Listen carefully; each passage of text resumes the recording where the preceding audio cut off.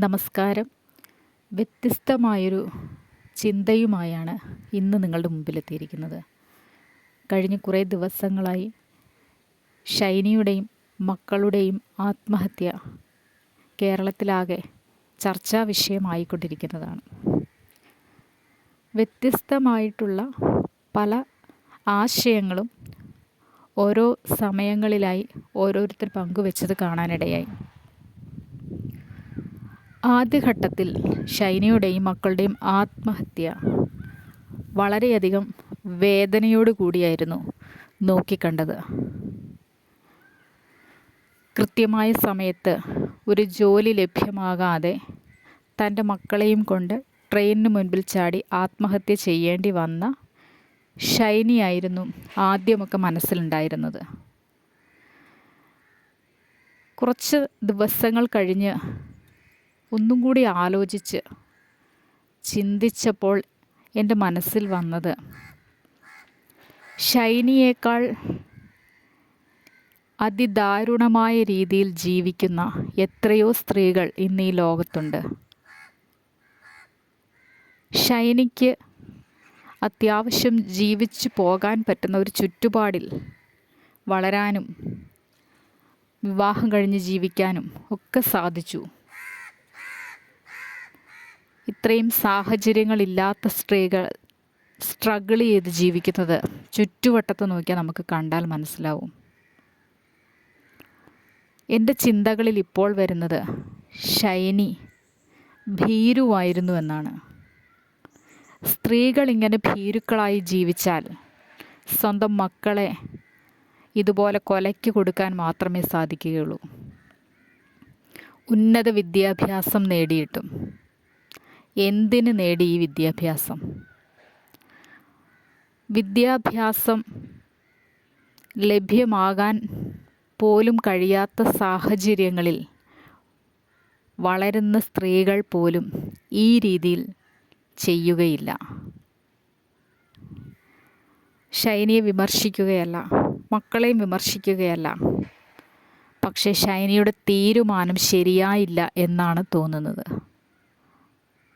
BSc nursing ബിരുദം നേടിയെടുക്കാൻ എത്രമാത്രം കഷ്ടപ്പെട്ട് കാണും.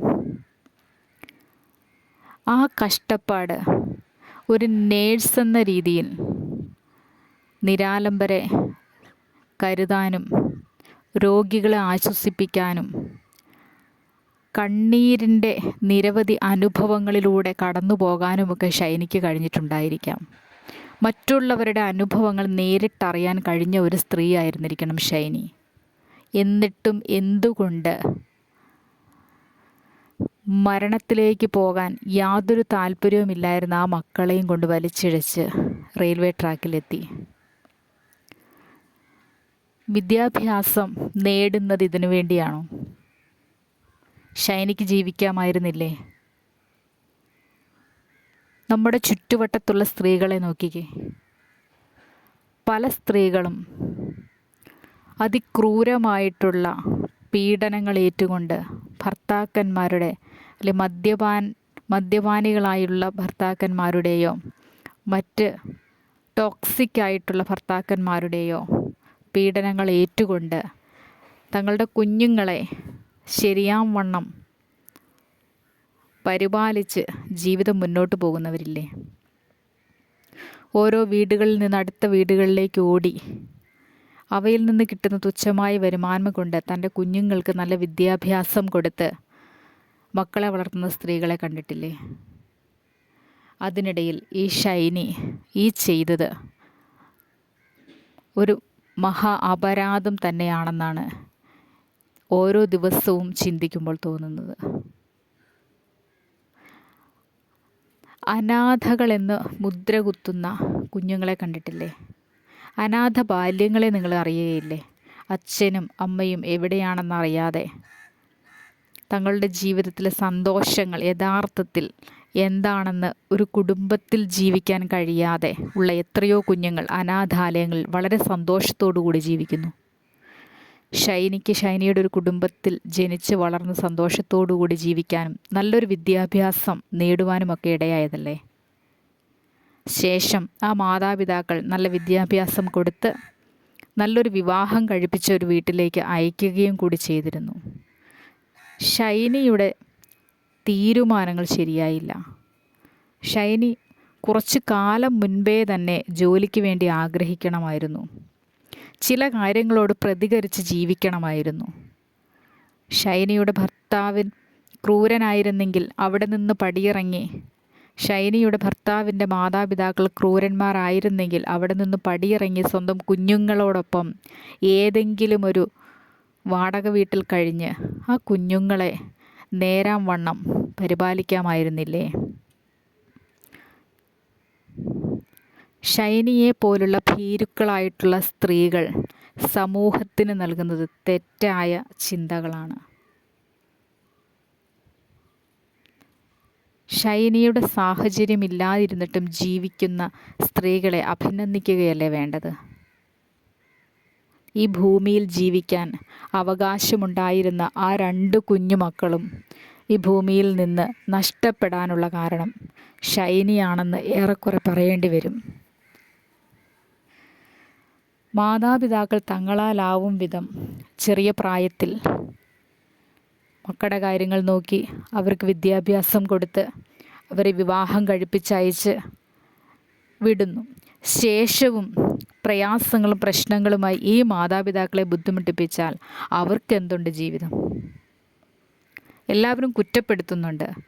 ഷൈനിയുടെ മാതാപിതാക്കൾ ശ്രദ്ധിച്ചിരുന്നെങ്കിൽ, ആങ്ങളമാർ ശ്രദ്ധിച്ചിരുന്നെങ്കിൽ, കുടുംബക്കാർ ശ്രദ്ധിച്ചിരുന്നെങ്കിലെന്ന്. ഷൈനി എന്തുകൊണ്ട് സ്വയം ജീവിതത്തിൽ നല്ല തീരുമാനം എടുത്തുകൊണ്ട് മുമ്പോട്ട് പോകാൻ തയ്യാറായില്ല? ഇത് കേൾക്കുന്ന നിങ്ങളുടെ ജീവിതത്തെക്കുറിച്ച് ചിന്തിച്ച് നോക്കിയേ. എത്രയൊക്കെ പ്രയാസങ്ങളിലൂടെ കടന്നുപോയ അനുഭവങ്ങൾ നിങ്ങളുടെയൊക്കെ ജീവിതത്തിലുണ്ട്. ജീവിതം അവസാനിപ്പിക്കാനായിരുന്നെങ്കിൽ എത്രയോ വഴികൾ നമുക്ക് മുമ്പിലും തുറക്കപ്പെട്ടിട്ടുണ്ടായിരുന്നു. പക്ഷേ അവിടെ നിന്നൊക്കെ ധൈര്യപൂർവ്വം ജീവിച്ച് സ്വന്തം കുഞ്ഞുങ്ങളെ പരിപാലിച്ച് കുഞ്ഞുങ്ങൾക്ക് നല്ലൊരു ഉപജീവന മാർഗം കണ്ടെത്തിക്കൊടുത്ത് അവരുടെ സന്തോഷകരമായ ജീവിതം കണ്ടുകൊണ്ട് ജീവിക്കാൻ നിങ്ങൾക്കൊക്കെ സാധിക്കുന്നില്ലേ? ഇനി നേരെ മറിച്ച് ഷൈനിയെപ്പോലെ മറ്റുള്ളവരോട് പരിഭവങ്ങൾ പറയാതെ, സ്വയം ഉള്ളിലൊതുക്കി എങ്ങനെ ജീവിക്കണമെന്നറിയാതെ, മുൻപോട്ട് ശരിയായ വണ്ണം ജീവിക്കാതെ ഒടുവിൽ മരണത്തിലേക്കെത്തുന്ന തരത്തിലും ഉള്ള സ്ത്രീകളുമില്ലേ? രണ്ടാമത്തേത് നിങ്ങൾ തിരഞ്ഞെടുക്കരുത്. ജീവിക്കുന്നെങ്കിൽ, നല്ലൊരു വിദ്യാഭ്യാസം ലഭിച്ചിട്ടുണ്ടെങ്കിൽ അതിൽ നിന്ന് വരുമാനം കണ്ടെത്തി മുൻപോട്ട് തന്നെ ജീവിക്കുക. ഈ ലോകത്ത് മറ്റുള്ളവരല്ല നമ്മളെ പരിപാലിക്കേണ്ടത്. സ്വന്തം കാലിൽ നിന്നുകൊണ്ട് ജീവിക്കുവാൻ പഠിക്കുക. സ്വന്തം കുഞ്ഞുങ്ങളെ പോറ്റിപ്പുലർത്താൻ അമ്മമാരേക്കാൾ മതിയാകുന്ന വേറെ ആരാണ് ഈ ലോകത്തുള്ളത്? നോബിയുടെ മാതാപിതാക്കളോ തെറ്റുകാരല്ല എന്നല്ല ഞാനീ പറയുന്നത്. പക്ഷേ സ്ത്രീകൾ ശക്തരാണ് എന്ന് പറയുമ്പോൾ പോലും ഭീരുക്കളായുള്ള സ്ത്രീകൾ കുഞ്ഞുങ്ങളെ മരണത്തിലേക്ക് എത്തിക്കുന്ന വഴികൾ എത്ര ദുഃഖകരമാണ്. ഷൈനിയെപ്പോലെ ചിന്തിക്കാതെ ധൈര്യപൂർവം മുൻപോട്ട് ഒരുപടി കൂടി മുമ്പോട്ട് ആത്മവിശ്വാസത്തോടുകൂടി ജീവിച്ച് കാണിക്കുകയല്ലേ ചെയ്യേണ്ടത്? നമ്മെ തളർത്തുന്ന ആളുകൾക്ക് മുൻപിൽ വിജയിച്ചു വരുമ്പോൾ കിട്ടുന്ന ഒരു ആത്മാഭിമാനമില്ലേ? അതിലല്ലേ ആനന്ദം കണ്ടെത്തേണ്ടത്? ഷൈനിക്ക് ജീവിക്കാമായിരുന്നു. ഷൈനിയുടെ സഹോദരങ്ങളൊക്കെ ആരും തിരിഞ്ഞു നോക്കാത്തവരല്ലായിരുന്നു. ഷൈനിയുടെ മാതാപിതാക്കൾ തങ്ങളാൽ കഴിയുന്നത് പോലെ കാര്യങ്ങൾ ചെയ്തു കൊടുത്തിരുന്നു.